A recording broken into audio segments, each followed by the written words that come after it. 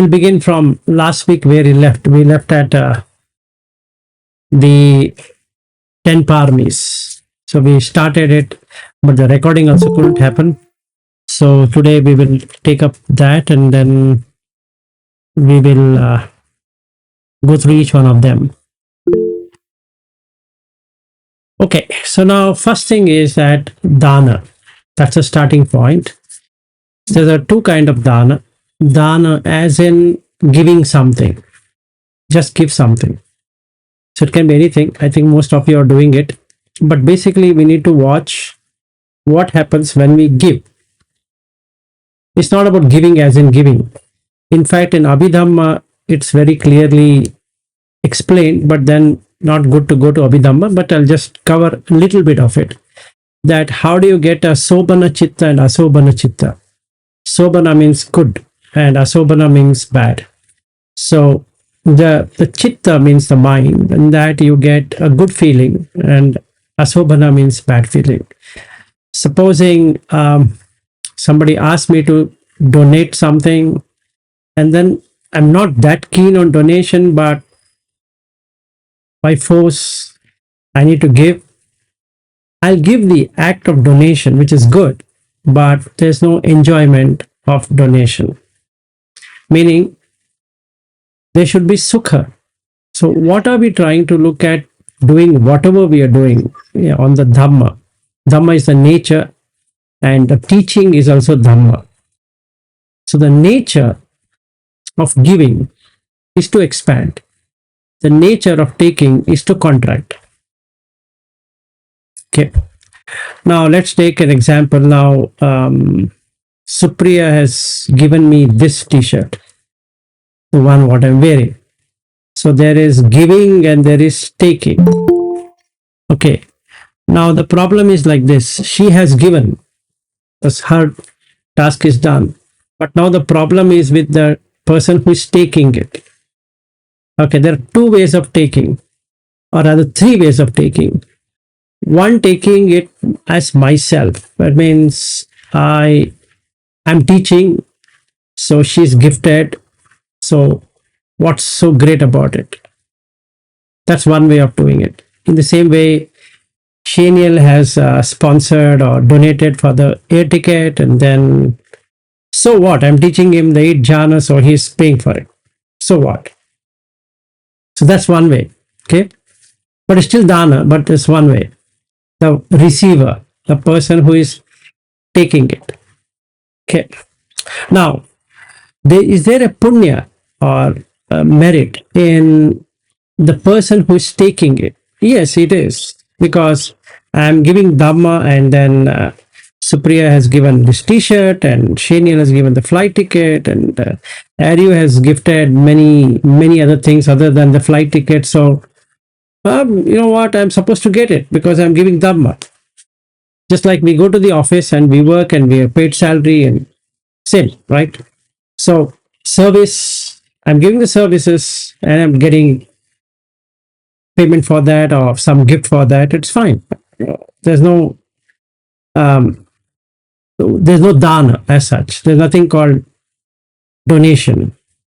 You're not doing any favor to me, and Shaniel is not doing any favor to me by sponsoring for the flight ticket, or Ari didn't do any favor by giving me the flight ticket and then I coming and staying at your home. You wanted it, so I came. That's it. Simple.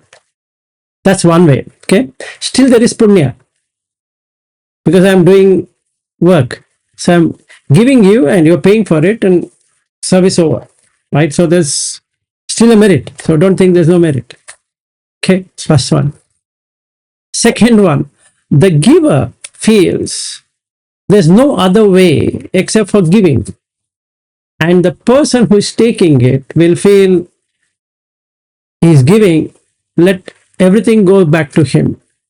Okay, this is very strange thing. That is, she gives the t-shirt, the punya, what she's getting, I would say that let it go back to her. Just like Shaniel giving the flight ticket or you giving the flight ticket, let it go back. Okay. Now the third one is more important than the second one, where you have chaga, which means giving up completely. That means she giving the t-shirt, there's no t-shirt at all. Because I'm not receiving anything. It's not for my consumption. Because it doesn't belong to me. Neso mama. First thing.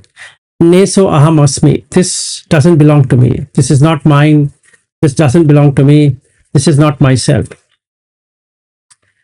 So that becomes chaga or tyaga, which means giving up. You just give up. That means even though she is given the t-shirt or somebody has donated something, like Shaniel giving the flight ticket or you giving the flight ticket, it doesn't belong to me. It doesn't matter which class of the airline been booked. Doesn't matter. It never belonged to me. And then the question can be asked. That means you are not going to sit in the flight. Yes and no. Yes from conventional standpoint and no from any other standpoint. Okay, so this third one, okay, creates environment for sila, morality. The third one. So the first one we start, the second one we develop, and the third one completes the sila. That means there is no need for establishing sila. So when I do the 10, dana, sila, nekhamma, panya, virya, khanti, satcha, adhithana, metta, upekka, there are 10 of them. So now paramita, para, like we looked at last week, is from this shore to that shore. So these are the 10 steps to go from this shore to that shore. From the shore of the samsara to the shore of the nissarana. Okay, nissarana means non-going around. Samsarana means going around. Nissarana means cutting it off. Now, Ari, you gifted a flight ticket and Shaniel has gifted a flight ticket. Excellent. Okay, you've done your job. Now, if the receiver is bad, the thing is pretty bad, because let's say if I were to, like I came to San Francisco, if I go and stay with Shaniel, it is tainted, meaning it's not pure. So actually Shaniel should cancel the flight ticket if this guy is not pure, because the receiver is going to spoil the giver. It's because it's circle, right? It just circles it. So the first thing is, if the sila is not good, because the dana is not good. So you understand how this is working. Not the dana of you or Shaniel. It is about the dana or from Supriya who is given this, or all these people gifting me so many things. It's not that. That's not their problem. It's my problem. So the person who is sharing the Dhamma or giving the Dhamma should also do the dana. It's like that. If I were to take Buddha Dhamma is mine, meaning I know so much, it's tainted. It's not good. So when I reach San Francisco or I reach Brisbane, or these people sitting here, they have come here. So they will not get anything. No matter whether they came from whichever place in India here or I'm going there, same.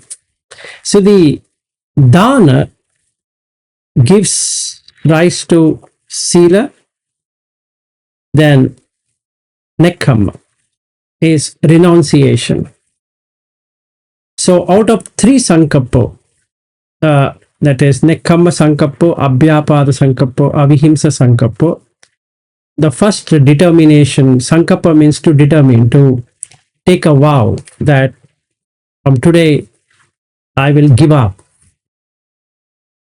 Okay. What are you giving up? You're basically giving up on ownership. Like I have been telling these people that if somebody were to gift me an underwear and they ask me back, and that means nothing belongs to me. Like, she can ask back this t-shirt. You know what, you're not the right person, so give me back the t-shirt, and then I have to give it back. I can't say it is my t-shirt because it doesn't belong to me. In its own right, it doesn't belong to me. In the same way, you paid for the flight ticket, you can ask me back. Vilas, you didn't deliver what you said you're going to deliver, so you please pay back the money. And the same thing Shaniel can do. Or that's how it should work.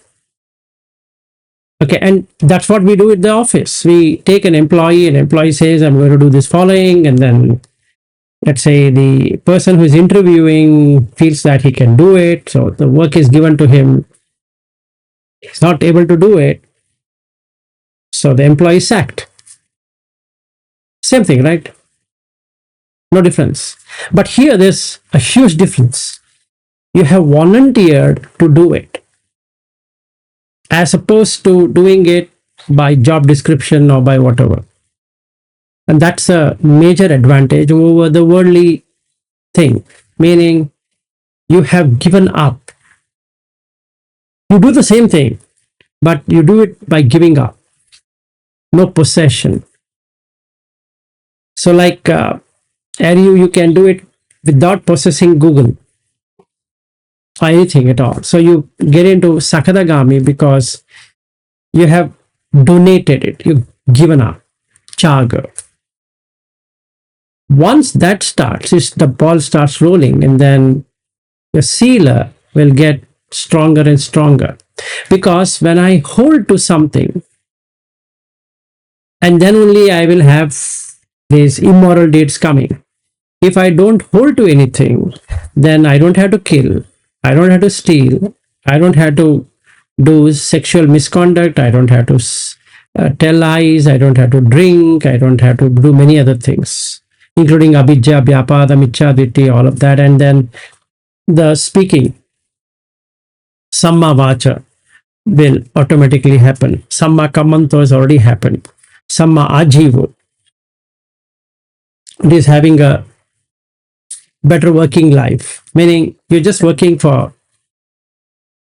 feeding yourself, staying happily in a room. So you're doing Pachavekana, like what we covered in the Asava, Sabbasava Sutta, that you're doing it not for adornment or anything, you're just doing it to maintain brahmacharya for all the four: the dress, the stay, and then the food and the medicine, for requisites, not for anything else.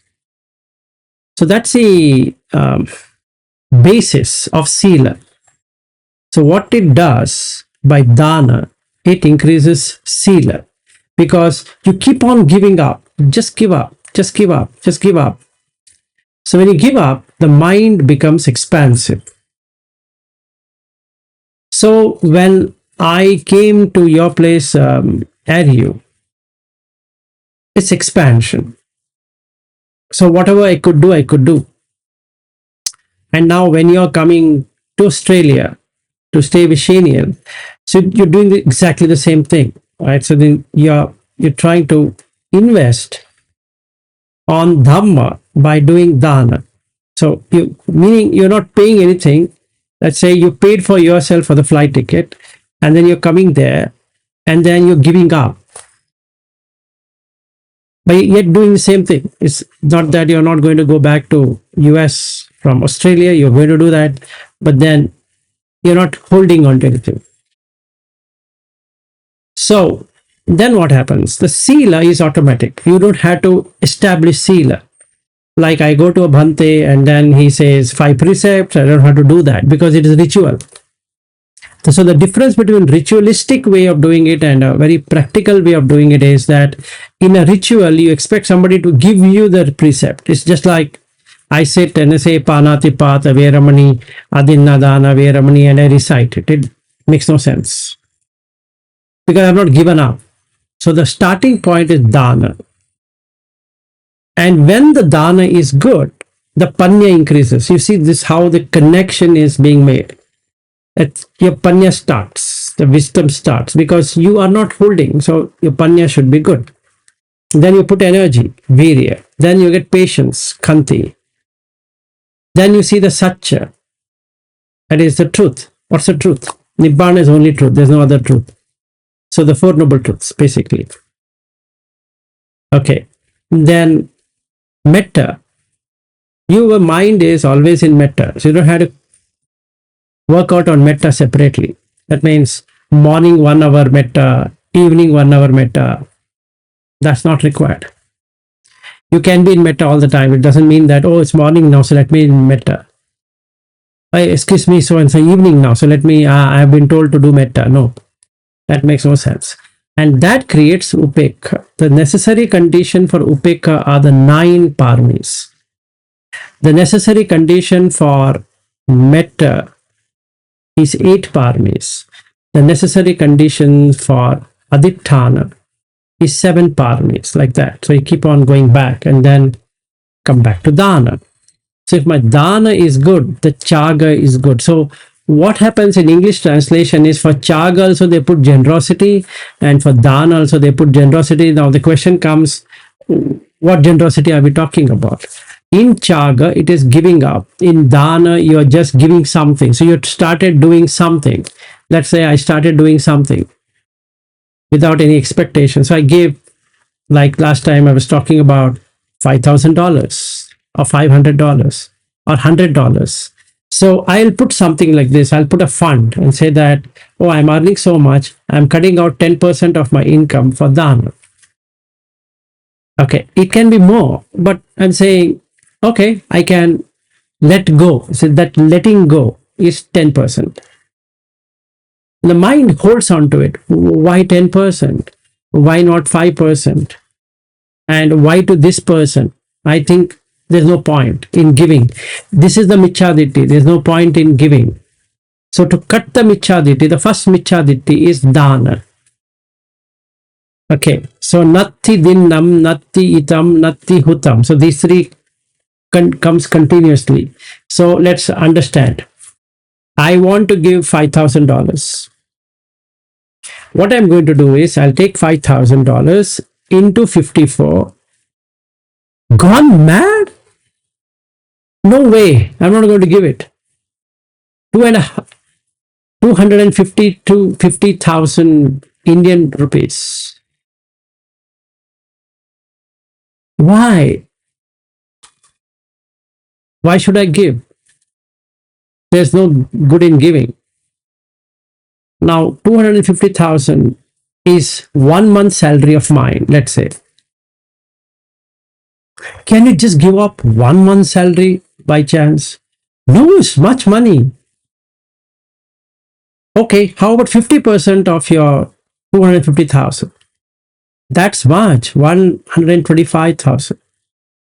Okay, half of that, what do you think? Half of that, not too sure. Okay, 30% of that. 30% is percentage, heavy percentage.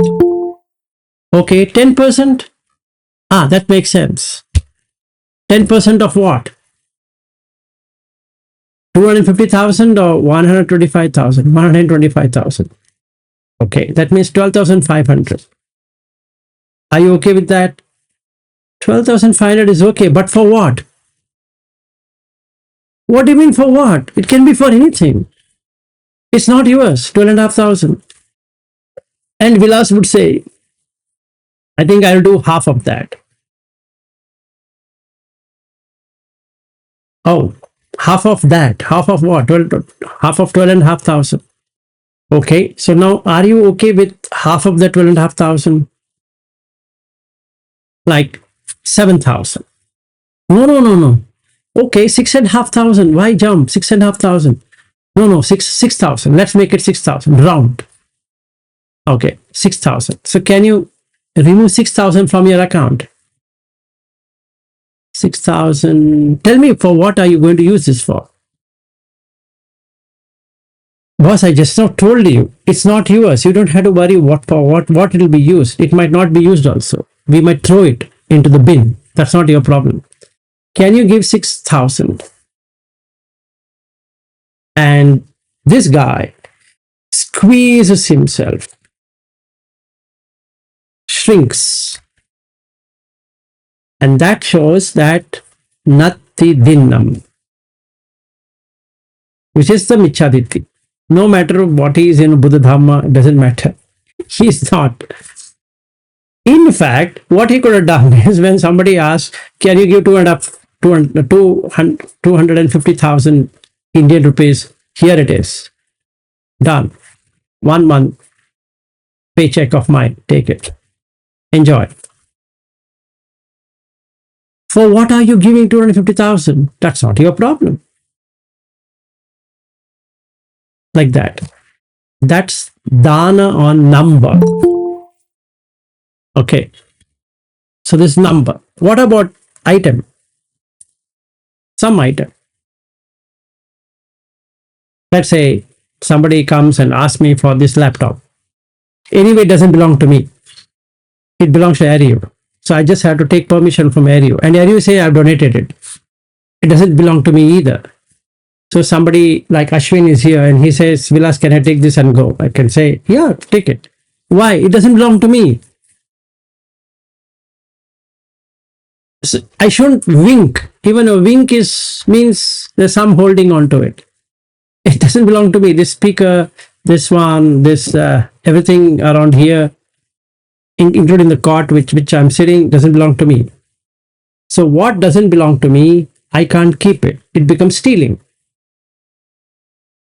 So what dana can do then is to make a person not steal. So it's a very nice thing. You basically cut out stealing because you are in dana. So then it's not yours. So what are you trying to say? What doesn't belong to you, you can't take it. You can't keep it. So are you the MacBook Air, what you've given, it doesn't belong to you, doesn't belong to me. It belongs to Dhamma. So anybody on Dhamma can take it. Anyway, it's not yours. Anyway, it's not mine. So that's very simple. So dana will not make sila. It does. Because you gave up. So it should be in sila only. Where else will it go? Then can the sila bring in nekamma? Renunciation. Yes, it does. And doesn't it get you panya, wisdom of what is real and what is unreal? Yes, it does. The panya is developed. And does the panya not give it you virya, strength to go forward? Yes, it does. Will the panya not help you in understanding khanti, this forbearance of everything? Yes, it does. Doesn't it get you to the satya, truth? It does. Then can it not get you aditthana, determination? Yes, it will. Does it then not give you metta at this point in time? It does. And does it not end your journey by becoming upekha? Done. So the 10 paramis continuously keep on happening this way. It's not about whether you should have paramis to enter into Buddha Dhamma, or it's not about paramis to have sotaparna, sakadagami, anagami, arhat and all that.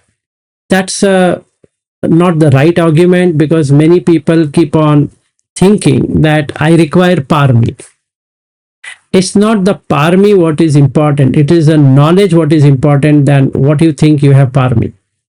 So if I have knowledge, meaning if I have the knowledge of how to do things, then the paramis can be used. If I don't know how to do it, and then I might wonder that I require parami to do something. Like many people here, people sitting here also might feel, I need parami to be a sotapanna or sakadagam. It's not like that. To enter into Dhamma, not Buddha Dhamma, to enter into Dhamma, to know the nature, you require parami. It's not post facto, after you have entered. It's for entry you require a limited amount of parami, because when you hear to the Dhamma, then your mind has to get dislodged from the sensual to non-sensual. For that, you require partner of any kind, or it doesn't matter whether dana, sila, like that, of anyone. So let's say one of my friend introduced me to the Buddha Dhamma, and then I just went there, and then I felt it's very nice, something different. So I started working it out little bit. So the first thing I'm going to learn is sila. And they ask for dana. Now, what dana should I do? Anything as a dana. It doesn't matter what you do or what I do. So then, what is the highest dana then? Is there a highest and the lowest dana? So if you are helping somebody on the path, is the highest dana. Why? Because you have given up everything. And hence, that person is the highest. Meaning, what do you mean by everything? It means he is on understanding Dhamma himself. So he is applying the Dhamma. So then he becomes a Kalyana Mitra, which means a spiritual friend. And that spiritual friend comes up with Noble Eightfold Path. So he has seen for himself Samadhi, right view. And how does he see right view? At Sotapanna, he sees right view. He starts with Saddhanusari, knowing what needs to be done, or Dhammanusari, going on the Panya, that is wisdom side. Then he becomes a Sotapanna. So what it means is that he has seen the arising and passing away of everything, which includes 5 khandas, or in terms of dhatu, or the sense doors, or whatever it is. He knows all of it, basically, for himself. Now that's the starting point to enter into jhana. Once a person is a sotapanna. Till that time, it is not going to be a right time to enter into jhana. So he can try first jhana, but he might not be able to get the remaining jhanas because it's not ripe. It's like a tree not having the ripened fruit. So he can be on the first jhana for a limited amount of time and then just be there, just be there, just be there. And then it develops. Then, if he were to do from Sotapanna to Sakadagami, he is entering into second, third, fourth jhana. So what happens here is that without effort, he can do 2, 3, 4. The second is the piti, third is joy, the sukha is happiness, and the fourth one is upekha. The last one, what we are talking from sila, like that, from dana, sila, like that to upekha, this is the same one, what is happening here. Gets into upekha, which is equanimity. Now let's spend some time on what's being equanimous. What's equanimity? What's the meaning of it? So the 3 kind of feeling, one is a sukha, which is pleasant, which second one is dukkha, which is unpleasant, and third one is neither pleasant nor non-pleasant, but in English they write neutral. That's not, there's no feeling called as neutral. You're not able to decide upon whether at this point in time it's pleasant or it's unpleasant. Cite an example. Yesterday I was chatting with Shaniel, and then I asked him, oh, you'll be booking ticket next week or later, because anyway we have a lot of time, so he doesn't have to kill himself to book it. He said, I already booked it. Now the anxiety starts in a normal person to know what the ticket is. Okay, now if he starts watching, 3 feelings are going to come. Sukha, pleasant. Dukkha, unpleasant. Neither pleasant nor non-pleasant. Adukha, asukha vedana. There's nothing called as neutral. I'm yet to decide. So he said, I'm going to email it. I've gone to my Gmail, started refreshing, and I get a mail, Shaniel Dio, flight ticket. I am now neutral, not real neutral, adukha, asukha vedana. This vedana is still not taken into a dukkha vedana or a sukha vedana. Now the PDF document, I click. I expect it to be an economy ticket, but I see something else, sukha. But I expected a business class ticket, and then he has sent me economist ticket, dukkha. But I'm not going to tell to Shaniel that, you know what you did, you should have booked me a business class, or he's booked a business class. Hey Shaniel, you know what? Thank you so much, man. You booked me. That shows he's in sukha. So rather he can cancel out the ticket, because no use in sponsoring this guy to come there. He's doing a biggest mistake. Actually, if I show the excitement, because I've already gone into a sukha vedana, or I've gone into the dukkha vedana. So I'm not going to talk to Shaniel in a proper way. Okay, yeah, Vilas, did you get the ticket? Hope everything is okay. Yes, sort of okay. What do you mean, sort of okay? No, it's fine, Shaniel. What do you mean it's fine? But I'm getting frustrated. I was expecting a business ticket. He's given me a economy ticket and 12 hours journey, an economy flight, like we do in the office, right? We negotiate 7 hours, above 7 hours, I need a business class ticket. I can't say it. So, and in India, it's called as a cattle class, economy class. So who's going to go in a bullock cart and something like that? And then the company will say, okay, we'll give you a business class ticket. Wow, great, thank you. So in this particular case, in the case what I'm giving an example is, I should have neither dukkha nor sukha vedana. No, that's not the one we are talking about. Upekha means perfect equanimous, neither mental agreement, nor mental disagreement, nor physical discomfort, nor physical comfort, away from all the four. Away from all the four. Now, how that would be? There won't be a single shake in the chitta, in the mind. So when he sent me, I just opened it, because he had sent me the ticket, opened it, closed it. Oh, done. And I showed it to Ashwin, because he was there along with me, just showed him the ticket. I said, what a great person he has done, and thanks for that. And all the merit, let him go back to him. Simple. And then what happens? I have not taken it. Taken it in the sense, I have not eaten it. Even though it says my name. Why? If I am not equanimous, I can't do anything by going into his house. It's a waste of 40 days.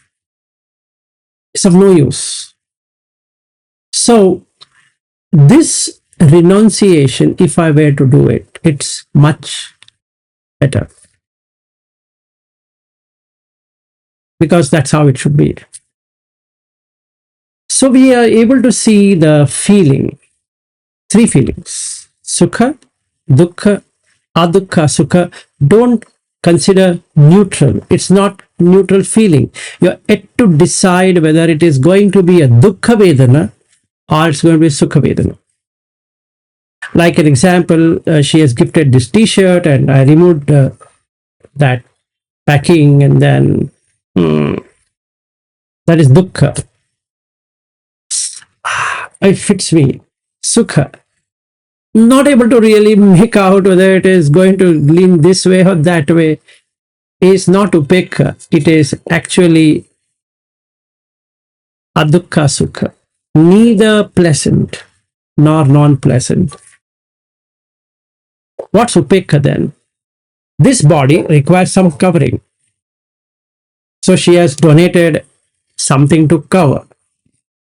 Thanks to her for giving me a cover. So just stood in front of her. I asked, is it fitting? She said yes. Over. So now should I take this t-shirt to be mine? No. Does it belong to me? No. It's just to cover up the shameful parts. That's it. So that becomes upekha. So the fourth jhana, when we get into, is just not neutral. It is neither pleasant nor it is unpleasant. It's equanimous. So when I start doing it, Nekhamma will give me one level of upekha already. And now you can map each one of them. So dana, when I did properly, it brings in a little bit of upekha, but sila is complete now. So it increases upekha. Then Nekhamma increases again upekha. Like this, upekha keeps on increasing. Because metta also has upekha. And the fourth jhana also has upekha. The same upekha what we are talking from different standpoints. That's it. Okay. So then what I'm supposed to do? I'm supposed to, even if I were to come to Brisbane now, in the next few days or few months, rather, is to have upekha. From the time I land at Brisbane domestic airport to the time I fly back from Brisbane to Sydney and to Bangalore, need to maintain that upekha. Not getting charged up, that becomes sukha vedana. Not becoming, okay, dukkha vedana. Or I'm yet to decide which way it's going to go. Is neither neutral, it's not nearly neutral, neither pleasant nor non-pleasant. So you get three vedana. Yes, Harry. What does that mean? This dukkha vedana. There's anxiety, is there? Yes, there is an anxiety because yesterday when I was chatting with Shaniel and he sent me that ticket, even if I were a Sotapanna, I would have a little bit of anxiety. Even if I'm Sakadagami, I will have lesser anxiety than a Sotapanna because the possession is not there. The difference between a Sotapanna and Sakadagami is Sotapanna has possession and Sakadagami doesn't have possession, but a little bit of anxiety. And Anagami has no anxiety because there's nothing sensual. Okay, now what happens? What do you mean sensual? There's no expectation. So what's the difference between economy and a business class and a first class? Let's say 3 classes are there in this flight. Let's say plane is a plane. Great. 12 hours is 12 hours. Whether you're in economy or in business class or in first class, it's 12 hours. So what are you trying to do is to have a comfort, meaning you're stretching your body than keeping it fixed. That's all what's going to happen. So a Sotapanna would have a division of economy, business class and a first class. A Sakadagami doesn't have this clear division as such. He considers, yeah, it will be good. And Anagami doesn't care. It's not he's indifferent. It's he knows the comfort is only limited to 12 hours. It doesn't last long. That doesn't mean that if somebody gets him a business class or a first class is going to give him a dhamma saying that, hey, you shouldn't have given me this, you should have booked me economy and all that. No, even an arhat will not do it, but neither he will enjoy it, nor he will suffer with it. He just has upekha.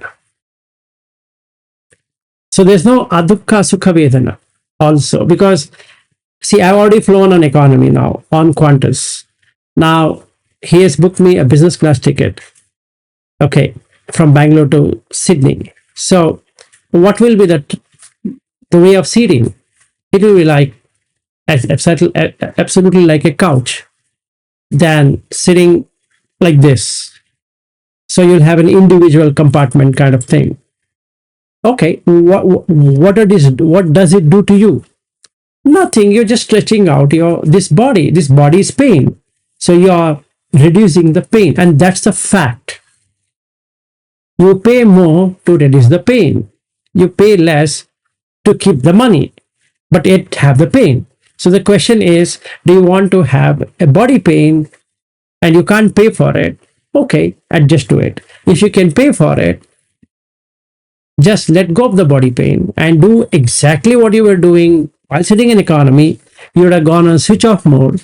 If you're on business class, go to switch off mode, and you are in executive class or first class, and then you go on a same mode. And that's it. So upekha. It didn't matter because the airplane is the airplane. So it doesn't do anything much than that.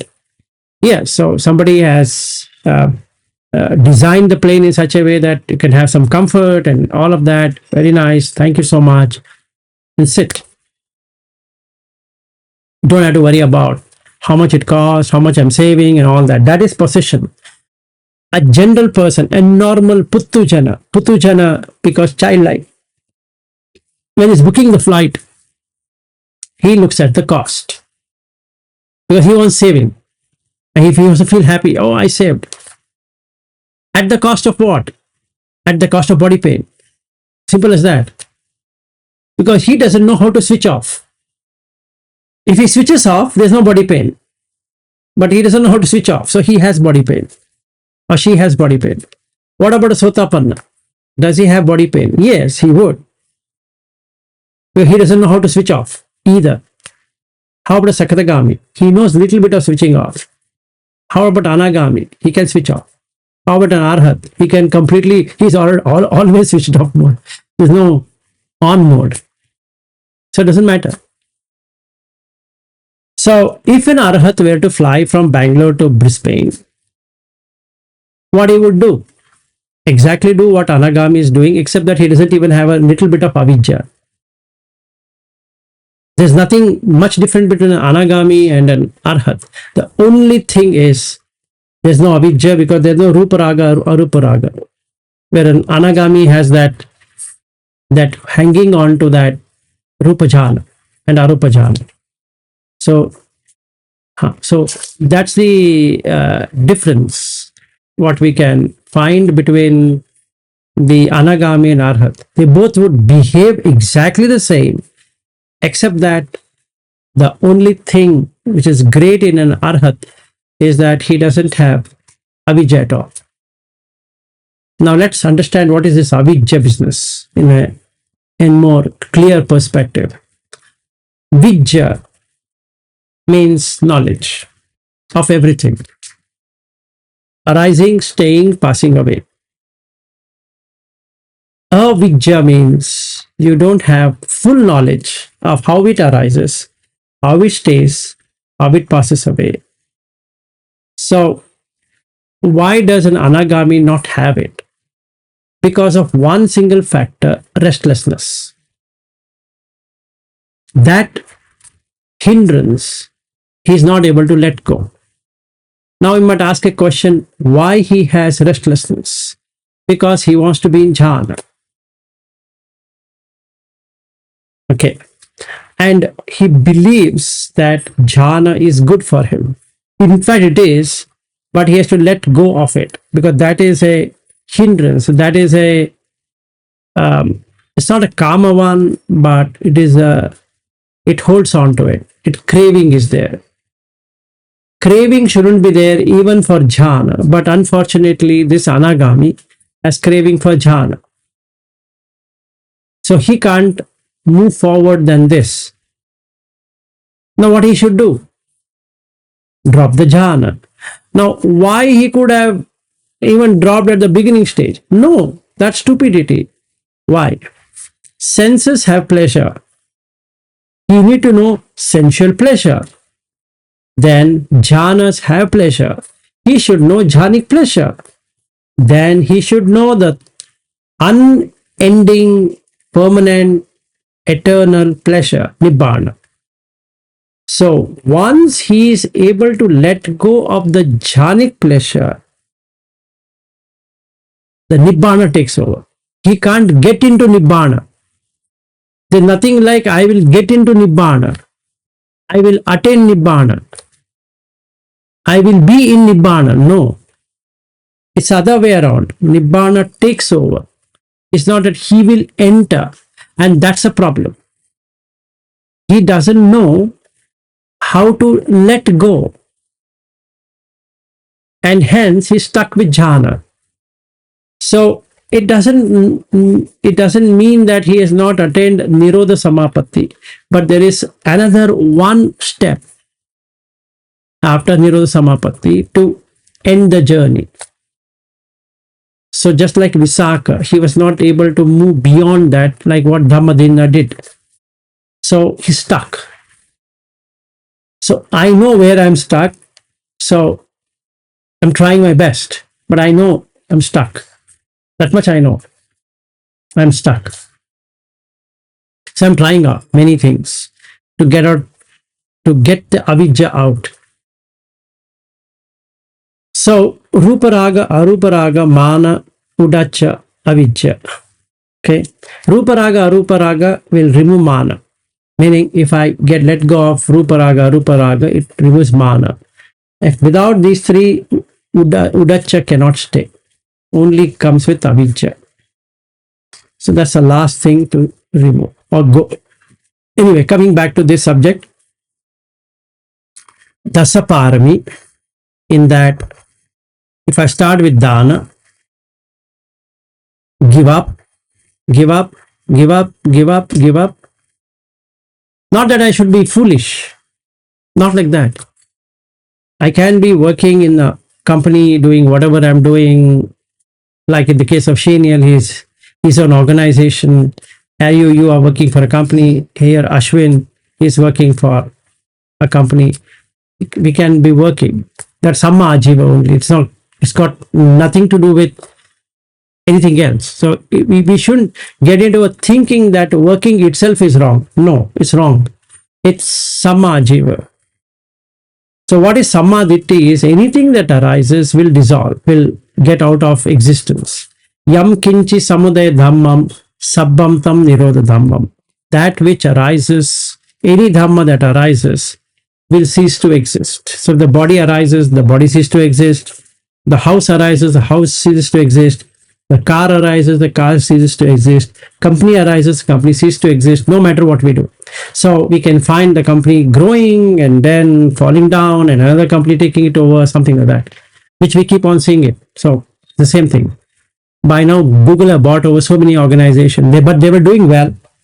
They did good on the products. They made their revenue and they made their targets. They made their profit, and then the market changed and they couldn't change with time, and then they were up for sale. And like what Shaniel explains is that they have made a lot of changes in the organization, so they are putting afloat. I mean, they're floating because they have made changes based upon the market. So the company is alive because they have changed the way of working based upon the market. So that means they are syncing with market. So it works. So as long you're doing it, you're staying afloat. That's fine. Makes sense. So it's not about we shouldn't have Samma Ajiva, not at all. We have to have Sammaditthi, that anything that arises ceases to exist.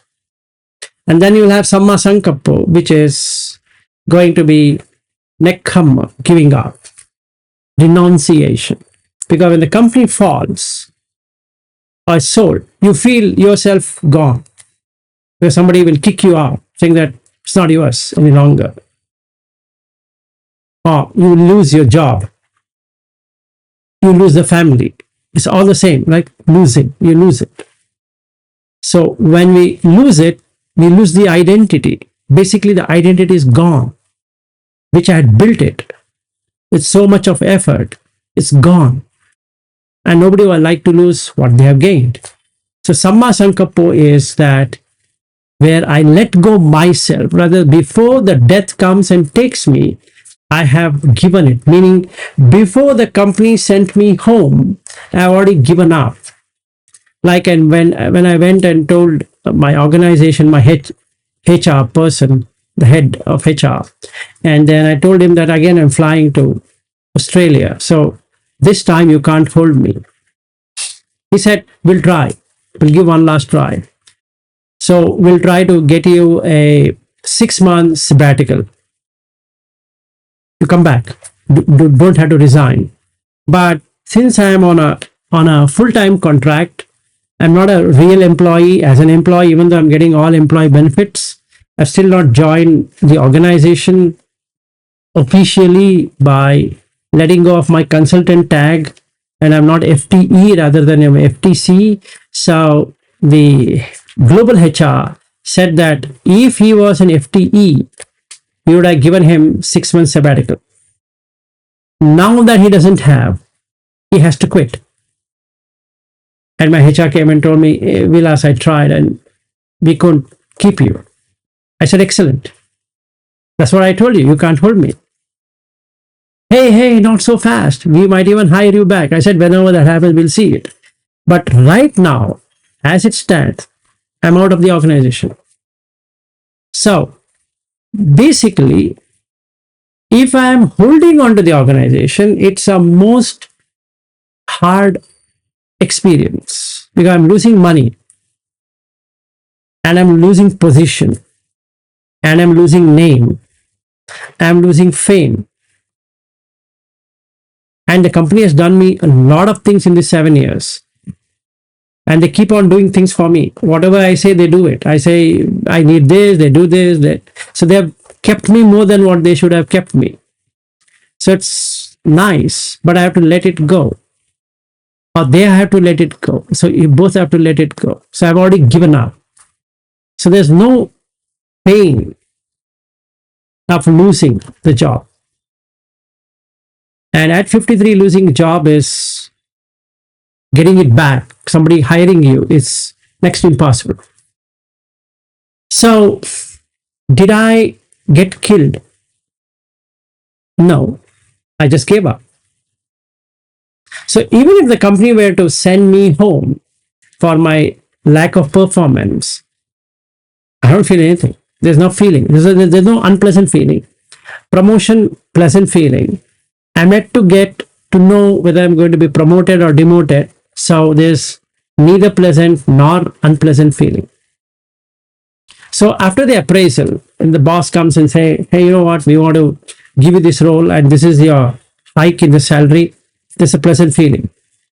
And if the company guy says, if my manager says that you didn't really perform to the expectation, unpleasant feeling.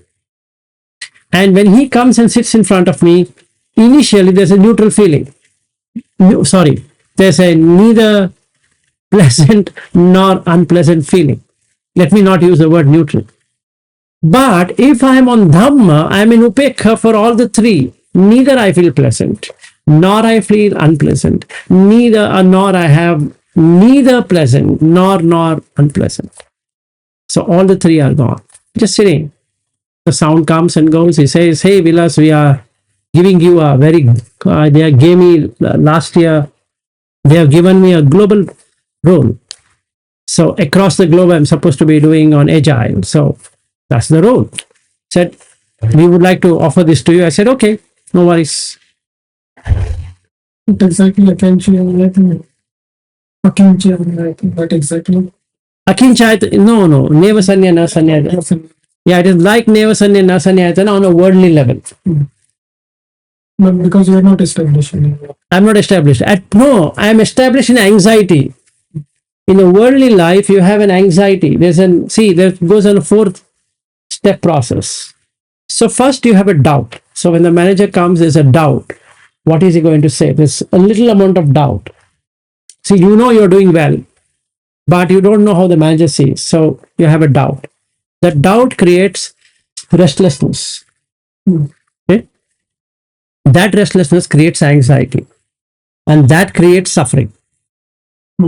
So it's not neither perception nor non-perception. What we are talking about is jhanic thing is it doesn't have this. But if you do, that manager is not itself is a manager that time. No. If the person is on Dhamma, yes. A normal person will not do. Even a Sotapanna will not be able to do that. Whatever you're saying. Only a Sakadagami can do it because he doesn't have possession. He doesn't get possessed. That 8 worldly possession is not there. Mm. So Sukha Dukkha is not there. Punya is not there, like that. He doesn't have any one of those. So it's easy for him to do that because he's not associated. Mm.